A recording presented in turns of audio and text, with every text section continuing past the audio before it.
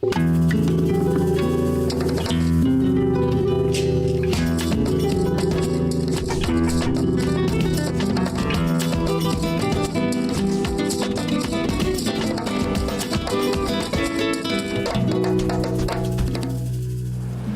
Brasil, metade da população se declara negra, mas isso não se reflete quando olhamos para os representantes políticos do nosso país, nem mesmo quando observamos os candidatos aos cargos para o Executivo e Legislativo. Hoje, o Nação conversa com alguns desses candidatos para tentar entender por que essa desigualdade é tão evidente. Foi no meu barracão e lá usou lata de goiabada como prato. Eu logo percebi, é mais um candidato às próximas eleições. As próximas eleições. As próximas eleições. Fez questão de beber água da chuva. Foi lá na macumba, pediu ajuda. Bateu cabeça no gonga. O professor Ayrton é cientista político e, para sua tese de doutorado, ele estudou e pesquisou a participação negra no cenário político. Quais foram as conclusões desse trabalho?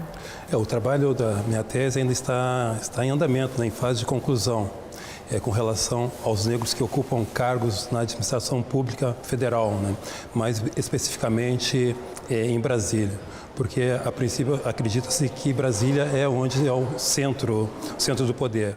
Em 2014, todos os 11 candidatos ao cargo de presidente da República foram pessoas brancas. Para a vice-presidência, eram 7 brancos, 3 pretos e 1 pardo. É imperioso analisar os negros que ocupam cargos, né, de tomada de decisão. Tivemos muitos candidatos negros se candidatando, e isso é bom se nós contarmos, se nós vemos no início dos anos 80, eram poucos os candidatos. Né? Para senadores, do total de 181 candidatos, apenas 55 concorrentes pertenciam à raça negra. E para deputado federal, foram 2.789 para 3.908 candidaturas brancas. A Reginete Bispo foi candidata em 94 para deputada estadual e este ano, 20 anos depois, se candidatou novamente, né, Reginete? Como é que é o teu histórico? Bem, eu tenho minha trajetória de vida, né, desde adolescente, lutado e trabalhado à frente dos movimentos sociais, né? Inicialmente na luta pela reforma agrária, tá? E em seguida no movimento social negro, militei anos no MNU e nos últimos 20 anos no movimento quilombola. Iniciei o trabalho aqui no Rio Grande do Sul de mapeamento, identificação das comunidades quilombolas. Laura, tu tem só 22 anos, né? Tu é relativamente nova. Como é que foi a tua caminhada até chegar à candidatura? Então, na verdade, apesar de eu ser nova, né, eu comecei também muito cedo. Né? Eu acho que isso dá a síntese de nós termos optado por ter uma candidatura neste período, assim, né? Enfim, eu comecei minha militância com 13 anos, né, acompanhando um pouco da minha irmã nesse debate da implementação do sistema de cotas nas universidades federais. Foi, na realidade, um início no movimento estudantil mesmo, né? Na escola ainda, quando estava no ensino médio. A gente começou a fazer a luta e organizar a defesa da educação pública, né? A mobilização dos professores, tinha toda uma ebulição em relação a esse tema e a partir daí eu comecei a minha militância. A caminhada que a gente construiu foi essa, assim, sempre na organização do movimento mesmo, né? E aí é isso que deu um caldo, conseguiu dar um respaldo para que a gente lançasse uma candidatura nesse ano.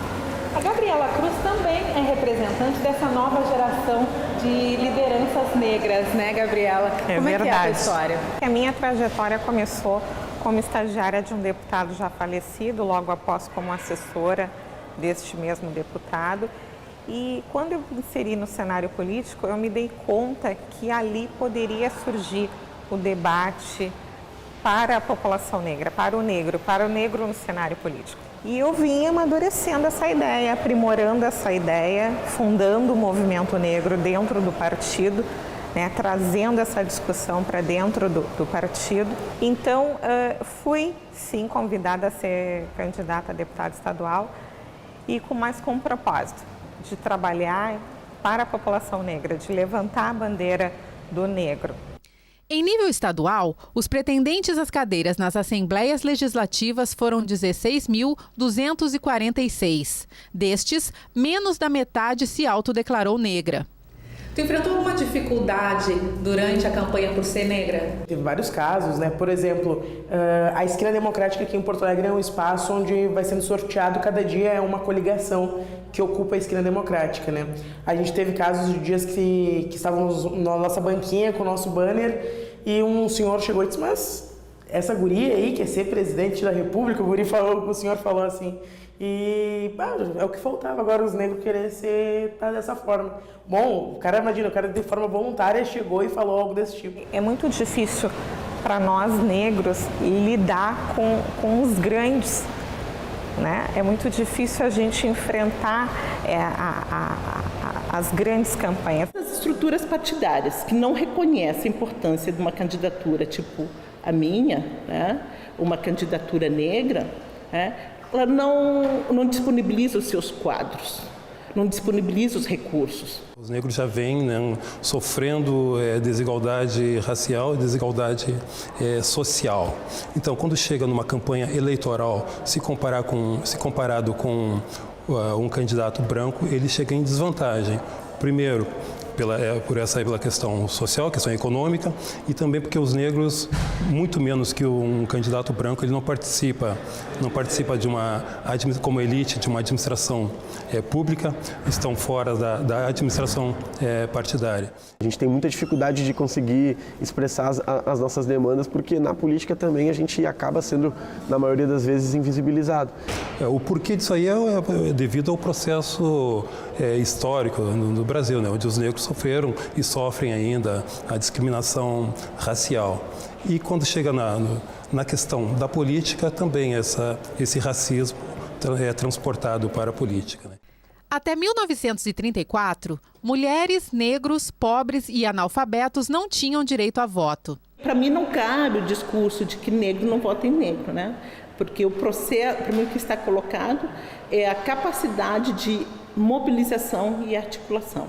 E isso passa pela mobilização dos recursos para manter uma estrutura de campanha, né? Claro que não é só o recurso, né?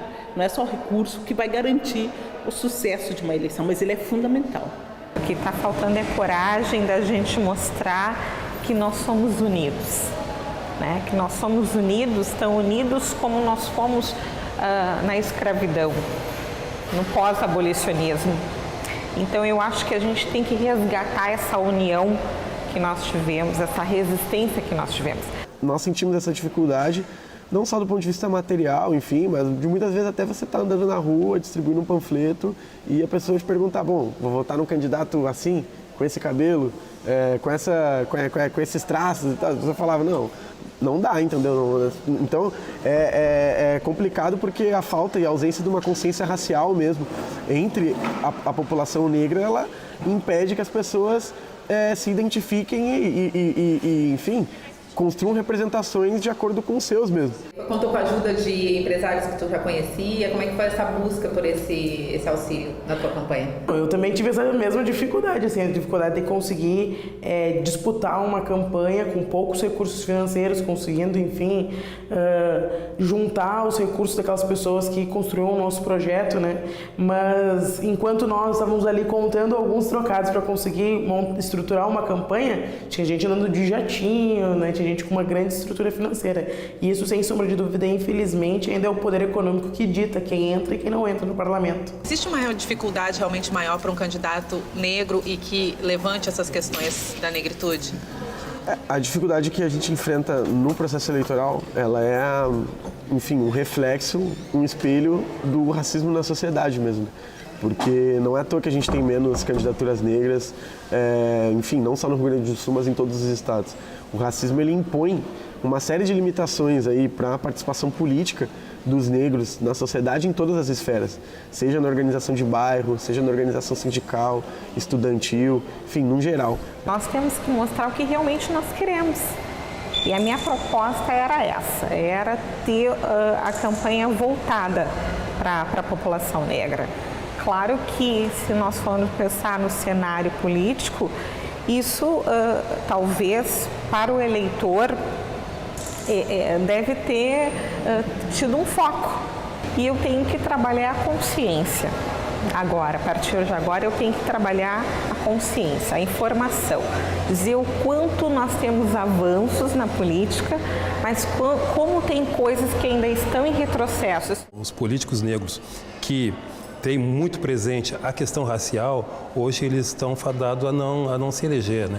Hoje os discursos, eles têm que se abrir mais o discurso para a questão de moradia, para a questão da mulher, a questão do jovem, a questão dos moradores de rua. Se ficarem só com a questão racial, hoje eles estão fadados a não se elegerem e a fecharem as portas, né? No Rio Grande do Sul, nenhum candidato estadual preto se elegeu.